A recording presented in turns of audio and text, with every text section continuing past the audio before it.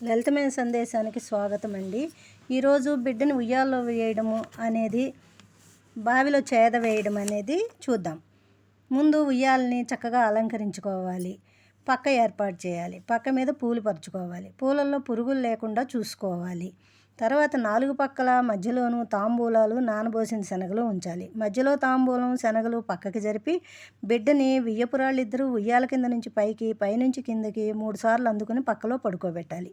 కొంతమంది పెద్ద ముత్తైదులుగా 3 తరాలు చూసిన వాళ్ళు ఉంటే వాళ్ళ చేత ఈ పని చేయిస్తారు.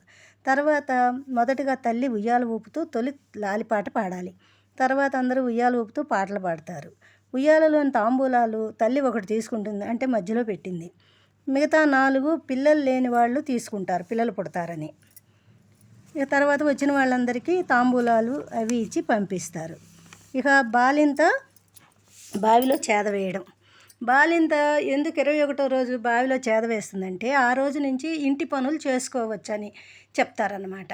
ఈ ఉయ్యాల్లో వేయడం వల్ల పిల్లాడిని ఉయ్యాల్లో పడుకోబెట్టి నిద్రపుచ్చి నిద్ర లేచేలోపు ఈ బాలింత పనులు చూసుకుంటుందని చెప్పి చెప్తారు. పైగా మనది వేదభూమి, కర్మభూమి కనుక ఈ పంచభూతాలకి అన్నిటికీ మనం కృతజ్ఞతలు చెప్పుకుంటూ కూడా ఉంటాం అన్నమాట.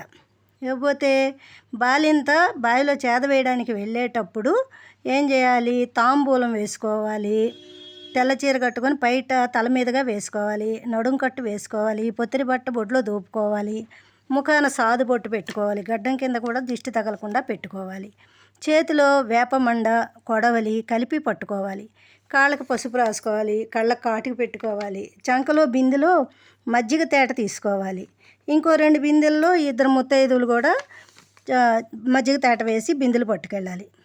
ఈ అమ్మాయి చేతిలో పత్తి గింజలు, నానబోసిన శనగలు, బియ్యం కలిపినవి తీసుకొని బావి దాకా వెళ్ళే దారిలో ఇరుపక్కల చల్లుతూ, పంచభూతాలారా, నవగ్రహాలారా, అష్టదిక్పాలకులారా, గ్రామ దేవతలారా, ముక్కోటి దేవతలారా, నన్ను, నా బిడ్డని, నా కుటుంబాన్ని కాచి రక్షించండి అనుకోవాలి. బావి దగ్గరికి వెళ్ళాక బావి చుట్టూ 3 సార్లు తిరగాలి. అప్పుడు కూడా ఇవి చల్లాలి. తర్వాత బావికి 4 వైపులా పసుపు రాసి బొట్టు పెట్టాలి. తర్వాత పసుపు, కుంకుమ, పూలు, ఒక తాంబూలం బావిలో వేసి అమ్మ గంగా భవానీ మాత నమస్కారం అని చేతులు జోడించి నమస్కరించాలి. తర్వాత 3 మట్టిగడ్డలు బావి ముందు పెట్టి వాటిపై పసుపు, కుంకుమ వేసి 3 బిందెలు తీసుకున్నాం కదా, ఒకటి బాలింత చేతిలో, ఇంకో 2 చేతిలో ఉంటుంది కదా, అందులో ఉన్న మజ్జిగ తేట కొంచెం కొంచెంగా ఈ మట్టి బిడ్డల మీద పోస్తూ, అమ్మ భూమాత, నీ మీద మేము అన్ని పనులు చేస్తుంటాం, ఇక నుంచి నా బిడ్డ కూడా చేస్తుంటాడు, వాటిని అన్నిటినీ సహనంతో క్షమించి నా బిడ్డను రక్షించి దీర్ఘాయుష్మంతుని చేయి తల్లి అని దండం పెట్టుకోవాలి. తర్వాత మిగిలిన మజ్జిగ తేటను బావిలో పోస్తూ, అమ్మ గంగమ్మ, నీటి ధారలు నీవు తీసుకొని పాలధారలు నా బిడ్డకి ఇవ్వమ్మా, నా బిడ్డకి పుష్కలంగా పాలు ఇవ్వమ్మా అని నమస్కారం చేయాలి. మనం బావి దగ్గరికి వెళ్ళేటప్పుడు ఒక పళ్ళెంలో 3 మంచి వెల్లుల్లిగడ్డలు, మోడీ కారం అంటే కాయం అన్నమాట, ఒక చిన్న గిన్నెలో తీసుకువెళ్తాం. తర్వాత ఈ 3 వెల్లుల్లిగడ్డల్ని బావిలో వేయాలి. తర్వాత చేదతో వాటిని తీసి ఒక్కోటి ప్లేట్లో పెట్టాలి. ఈ వెల్లుల్లి, మోడీకారం పిల్లలు కావాలనుకునే వాళ్ళు వంగి తీసుకుంటారు. అలా వంగినప్పుడు బాలింత బొడ్లో ఉన్న పొత్తిరి బట్టతో 3 సార్లు ఆమె వీపుపై కొడుతుంది. తర్వాత 3 బిందెలు శుభ్రం చేసుకొని 3 పక్కల 3 బకెట్ల నీళ్లు పారబోసి బిందెల నిండా నీళ్లు తోడుకోవాలి. మరుసటి రోజు పిల్లవాడికి స్నానం చేయడానికి ఈ నీళ్ళని వాడతారు.